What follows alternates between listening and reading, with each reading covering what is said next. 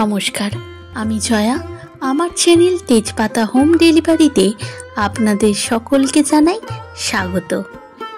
আজকের দুপুরের আয়োজনে রয়েছে ভাত, মুগের ডাল, মূলো পালঙের তরকারি, বাঁধাকপির পকোড়া, আলু দিয়ে ডিমের কারি আর চাটনি।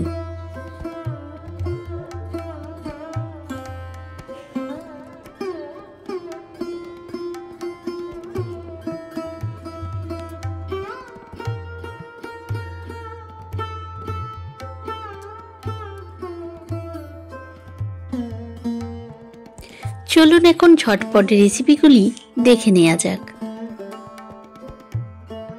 সবার প্রথমে ডিমের কারি বানানোর জন্য ডিমগুলোকে সিদ্ধ করে নেব। আর এই ডিমগুলো সিদ্ধ করার সময় জলের সাথে সামান্য একটু লবণ দিয়ে দেব। অনেক সময় ডিমের খোসা পাতলা হওয়ার কারণে ডিম সিদ্ধ করার পর খোসাগুলো ছাড়াতে বেশ অনেকটাই অসুবিধা হয়। সেক্ষেত্রে সিদ্ধ বসানোর সময় একটু লবণ দিয়ে দিলে খোসাগুলো ছাড়াতে অতটা অসুবিধা হয় না। যাই হোক, এখন মুগের ডালটা খুব ভালো করে ভেজে নিয়েছি। পরিমাণ মতো জল দিয়ে ডাল সিদ্ধ করে নেব। এরপর মূলো পালঙের তরকারি বানিয়ে নেব। তরকারির জন্য এখানে মূলো, আলু, বেগুন, কুমড়ো আর পালং শাক কেটে নিয়েছি। এখন কড়ায় সর্ষের তেল দিয়ে দিলাম। তেল একটু গরম হয়ে আসলে বড়িগুলো ভেজে নেব। এরপর বেগুন ভেজে নিচ্ছি।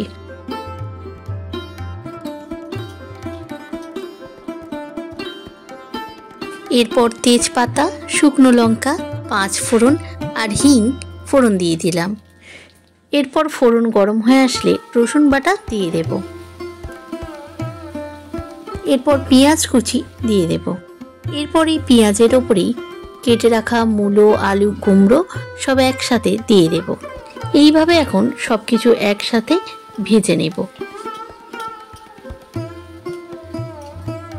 এরপর পরিমাণ মতো লবণ দিয়ে সবজিগুলো যতক্ষণ না একটু ভাজা ভাজা হচ্ছে ততক্ষণ এইভাবে ভেজে নিতে হবে। এইভাবে ভাজতে ভাজতে সবজিগুলো দেখতে ঠিক এরকম যখন হয়ে যাবে তখন কেটে রাখা পালং শাক দিয়ে দিতে হবে।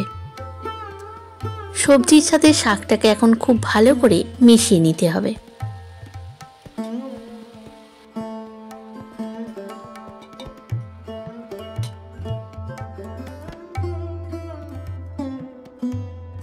এরপর ভেজে রাখা বেগুন আর বড়ি দিয়ে দেব। এরপর হলুদ গুঁড়ো, লঙ্কার গুঁড়ো আর জিরে গুঁড়ো দিয়ে সবকিছু খুব ভালো করে মিশিয়ে নিতে হবে।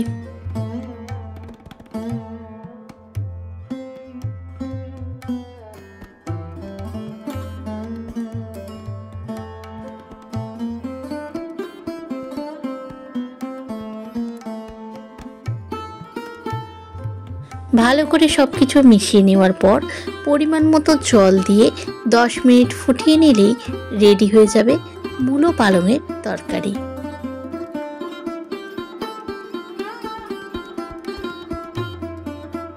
তরকারির জল ফুটে ফুটে এইভাবে কমে এলে স্বাদ অনুযায়ী চিনি দিয়ে দেব। চিনিটা এখন খুব ভালো করে মিশিয়ে নিয়ে 1 চামচ ঘি দিয়ে নামিয়ে ফেললেই রেডি হয়ে যাবে সম্পূর্ণ নতুন স্বাদের মূলো পালঙের তরকারি।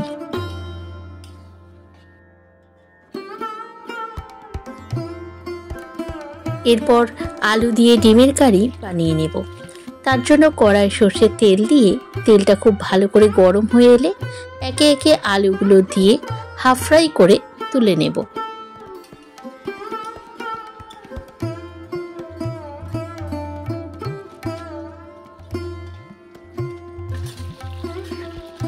এরপর সিদ্ধ করে রাখা ডিম তেলের মধ্যে দিয়ে হালকা করে ভেজে নেব।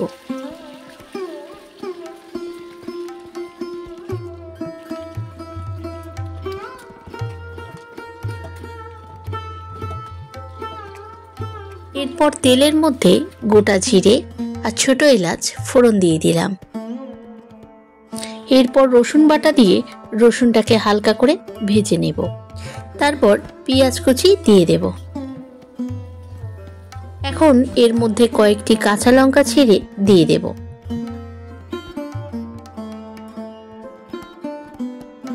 এখন পেঁয়াজটা এইভাবে একটু ভেজে নিয়েছি। এরপর হাফ ফ্রাই করে রাখা আলুগুলো পেঁয়াজের মধ্যে দিয়ে দেব। এরপর স্বাদ অনুযায়ী লবণ দিয়ে পেঁয়াজ আলু একসাথে আবারও কিছুক্ষণ ভেজে নিতে হবে। আচ্ছা, এরপর এখন টমেটো কুচি দিয়ে দেব। তারপর আদা বাটা দিয়ে দেব।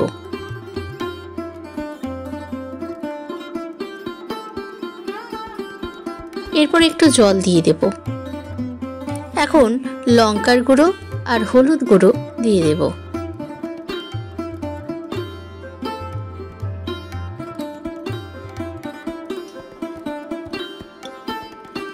এরপর ধনে গুঁড়ো আর একটু চিকেন মশলা দিয়ে ভালো করে সবকিছু কষে নেব। ডিমের কারির আলু এইভাবে কষিয়ে নেবার পর ডিমগুলো এখন দিয়ে দেব।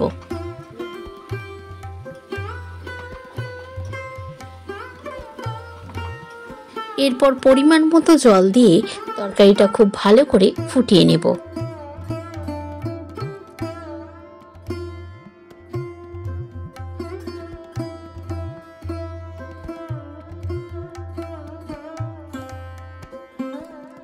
এরপর তরকারির আলু খুব ভালোভাবে সিদ্ধ হয়ে এলে ধনেপাতা কুচি দিয়ে দেব।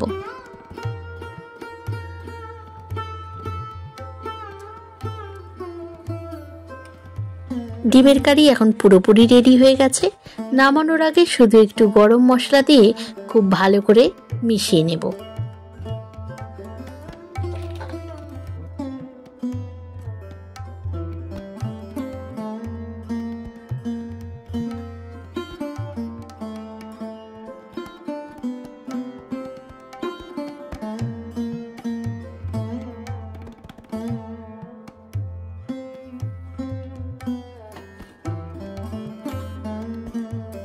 এরপর বাঁধাকপির পকোড়া বানিয়ে নেব।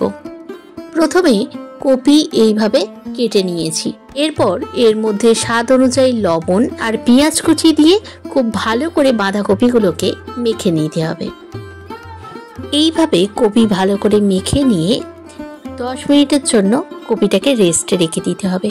তাহলে কি হবে, কপির মধ্যে যে এক্সট্রা যে জলটা আছে সেই জলটা কপি ছেড়ে দেবে। এইভাবে কপিটা এখন মেখে নিয়েছি। তো যতক্ষণ রেস্টে আছে ততক্ষণ ডালটা ফোড়ন দিয়ে নেব। কড়াই সরষের তেলের মধ্যে শুকনো লঙ্কা আর গোটা জিরে ফোড়ন দিয়ে দিলাম।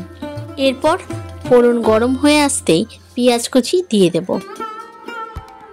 তারপর পেঁয়াজ একটু ভাজা হয়ে আসলে টমেটো কুচি দিয়ে দেব।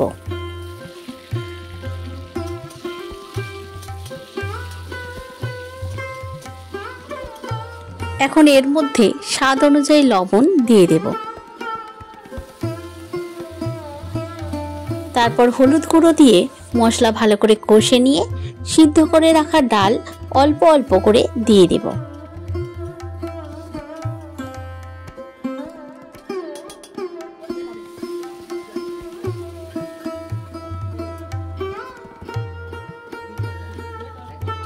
এরপর পরিমাণ মতো জল দিয়ে ডাল খুব ভালো করে ফুটিয়ে নেব।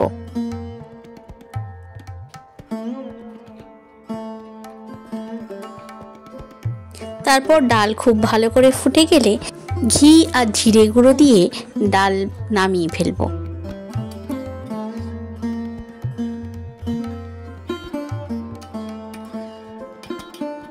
এখন পকোড়াগুলো রেডি করে নেব।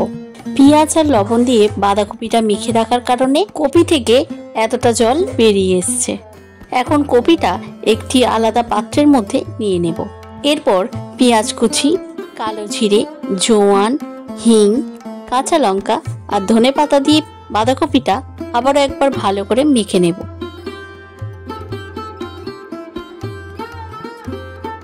উপকরণগুলি ভালো করে মিশিয়ে নেওয়ার পর এখন বেসন আর কর্নফ্লাওয়ার দিয়ে কপিটা আবারও খুব ভালো করে এইভাবে মেখে নিতে হবে।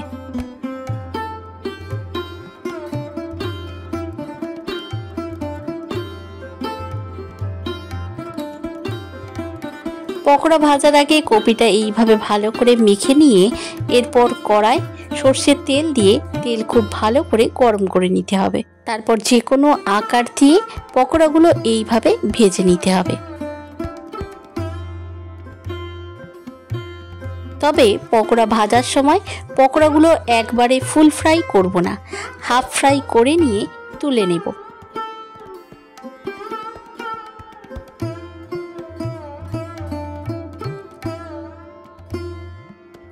এভাবে হাফ ফ্রাই করে পকোড়াগুলো সব ভেজে নিয়েছি।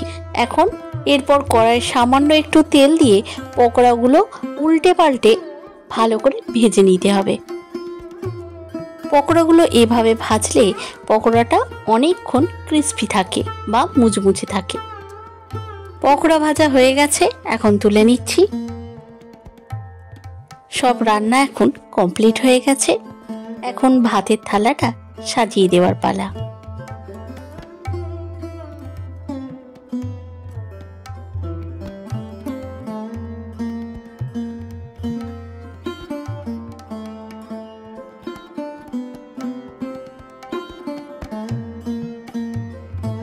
আজকের ভিডিওটা ছিল এতটুকুই।